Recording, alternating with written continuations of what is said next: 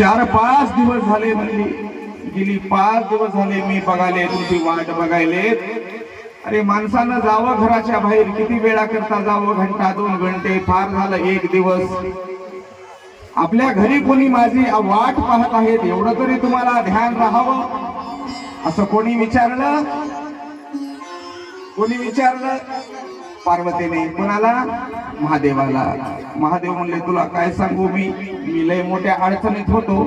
म्हणजे तुम्ही सगळ्या देवाचे देव आहात आणि तुमच्यावर अडचण कसली आली मला सांगायला पाहिजे ना. मी तुमची अर्ध्यांगिनी आहे. अडचणीमध्ये दुःखामध्ये मी तुमच्या खांद्याला खांदा लावून त्या ठिकाणी संकटाचा सामना करणारी आहे.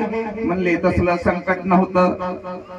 अडचणी एवढीच होती की ती मेंढका नावाचं एक गाव आहे आणि तिथे शिवलिंग स्थापना आणि शिव महापुराण कथा आहे आणि त्या गावचे भक्त एवढे भावभक्तीने माझं भजन करत होते आणि मला तिथून कसं हलता येईल. मी भक्ताच्या अधीन आहे, भक्ताच्या ताब्यामध्ये राहतो मी. मी जरी तिन्ही लोकांचा राजा असला तरीही भक्तीपोटी मी माझ्या भक्ताचा दास होतो. पार्वती मला तिथून येताच आलं नाही. पार्वती म्हणू लागली माझ्यापेक्षा मेंढक्याची लोक तुमची भक्ती करतात का? हो पार्वती, तू त्यांच्या पुढे काहीच नाहीस. ते लोक एवढं मला सुंदर स्नान घालतात, बेल पुष्प त्या ठिकाणी.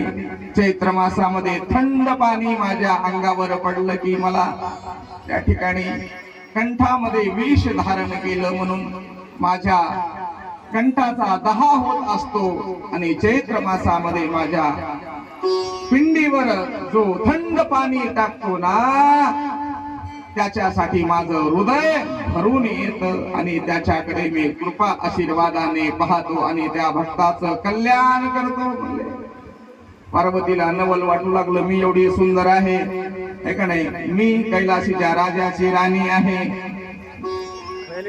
मला विसरून त्या ठिकाणी महादेव त्या भक्ताच्या घरी राहतात म्हणजे कमाल वाटली. पार्वतीशी म्हणे शिवभक्ताचे घरी राहावयाची थोरी वाटे मज.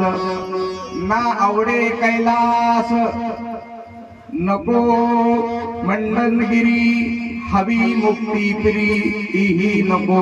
मला माझ्या भक्ताच्या घरी राहायला आवडते, मला कैलासात राहायला आवडत नाही, मला काशीमध्ये राहायला आवडत नाही. नाहम वसे कैलासी नच मेरू नच मंदिरे, मज भक्त यत्र गायंती तत्र तिष्ठामि पार्वती. पार्वती मी मंदिरामध्ये